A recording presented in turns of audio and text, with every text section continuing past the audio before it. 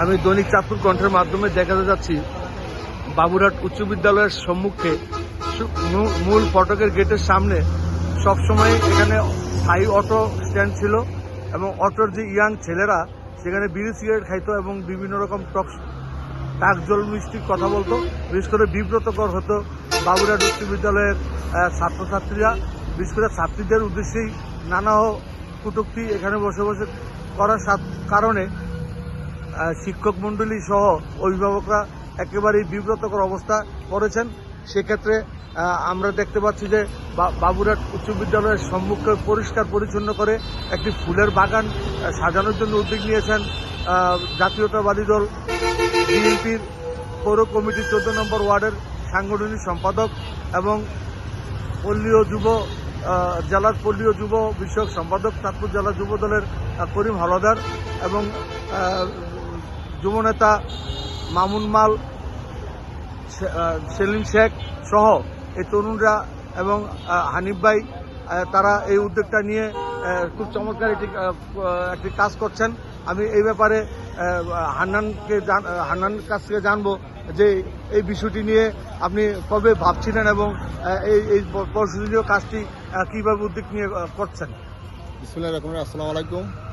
আসলে বিষয়টা হচ্ছে এদিকে একটা অটো স্ট্যান্ড ছিল। এই অটো স্ট্যান্ডের ভিতরে ফোলাইন কিশোর গ্যাং বিভিন্ন এলাকার ফোলাইন বিভিন্ন জায়গার থেকে দিয়ে আড্ডা দিত। এবা ব্যস্ত, গাঁজা ব্যস্ত, এদিকে পয়সা, এদিকে আর স্কুলের যে ছাত্রছাত্রীর অভিভাবক আছে, হাজারো কোম্পানি আছে আমাদের কাছে। তো সেক্ষেত্রে আমাদের মানিক ভাইয়ের চিন্তা চেতনা, এমপি সাহেবের চিন্তা চেতনা 14 নম্বর ওয়ার্ড চাঁদপুর জেলার মাদক মুক্ত শহর করব, এটা উদ্যোগ নিয়েছে। আমাদের নির্দেশ দিয়েছে কোনো মাদক কিশোর গ্যাং কোনো ওয়ার্ডে থাকবে না। এটার আলোকে আমরা সবাই মিলে আমরা যুবদলের যারা আছে বিএনপি জেলা সবাই মিলে আলোচনা করে কাজ যাতে সুন্দর হয়, কাজ যাতে সুন্দর হয়। আমরা এই অটো স্ট্যান্ড প্লাস বিভিন্ন দোকান আছে এগুলো আমরা সরাই দিয়েছি। আমলিকের আমানো এই জায়গায় অনেকে অটো স্ট্যান্ড দেওয়া টাকা খাইতো, অর্থ নিত। আমাদের এই সময় এই সরকারের আমলো কোনো আমাদের দলীয় নেতা কর্মী কোনো অটো স্ট্যান্ড বা ইয়ার থেকে কোনার থেকে কোনো চাঁদা মাদা কিছু নেয় না। আমরা চাই সমাজটা সুন্দর করতে। আর যারা আছে আমাদের ওয়ার্ডের সবার কাছে অনুরোধ, সবাই এটা দেখে শোনা রাখবেন, কোনো সময় যেন অটো স্ট্যান্ড না হয়।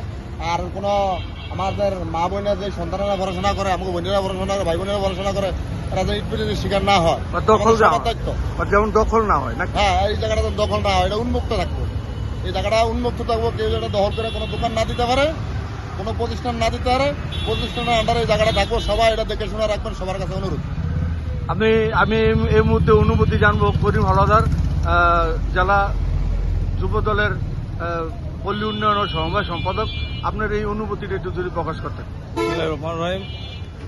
আজকের এই অনুভূতিটা হলো, দেখেন বাবুরহাট একটা ঐতিহ্যবাহী প্রতিষ্ঠান, স্কুল। এই স্কুলের সামনেই আজকের এই একটা অটো স্ট্যান্ড ছিল। দীর্ঘদিনের এই অটো স্ট্যান্ডটায় কিছু উচ্ছৃঙ্খল প্রোভাইড এবং অটো ড্রাইভার মাদক এবং বিভিন্ন ইফটেজিন হইতো স্কুলের সামনে। সেই সুবাদে যেহেতু আমাদের বাংলাদেশের প্রধানমন্ত্রী জনাব তারেক রহমান এবং আমাদের চাঁদপুরের এমপি মহোদয় শেখ ফরিদ আহমেদ মানিক ভাইয়ের নির্দেশে এই যেহেতু চাঁদপুর জেলা একটি মাদকমুক্ত জেলা প্রতিষ্ঠিত করবে ইনশাল্লাহ, সেই সুবাদে আজকের এই বাবুরহাট স্কুল অ্যান্ড প্রতিষ্ঠানের সামনে যাতে কোনো ধরনের উচ্ছৃঙ্খল অবস্থান না হয়, সেই সুবাদে অটো স্ট্যান্ডটা সরিয়ে এখানে একটা সুন্দর একটা গার্ডেন এবং ফুলের বাগান তৈরি হবে, যাতে উন্মুক্ত পরিবেশ থাকবে। সবাই এখানে সুন্দরভাবে স্কুলের ছাত্রছাত্রীরা চলাফেরা করবে, আর যাতে কোনো ধরনের কোনো উচ্ছৃঙ্খল যাতে না হয়, সেই সুবাদে এই জায়গাটা উন্মুক্ত করা হয়েছে এবং এখানে সুন্দর একটা পরিবেশ হবে ইনশাল্লাহ। আসলে সত্যি এটা প্রশংসনীয় উদ্যোগ এবং এখানে আপনি যে কাজ করছেন এবং আলগা বালু মাটি এনে এখানে বালু ফালিয়ে আশা করি সেখানে ফুলের বাগান হবে এবং প্রশংসনীয় একটি কাজ।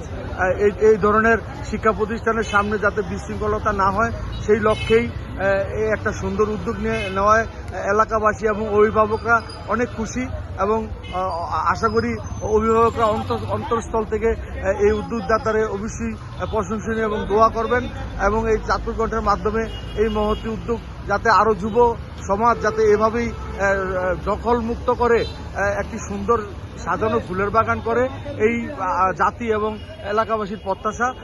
ধন্যবাদ সকলকে।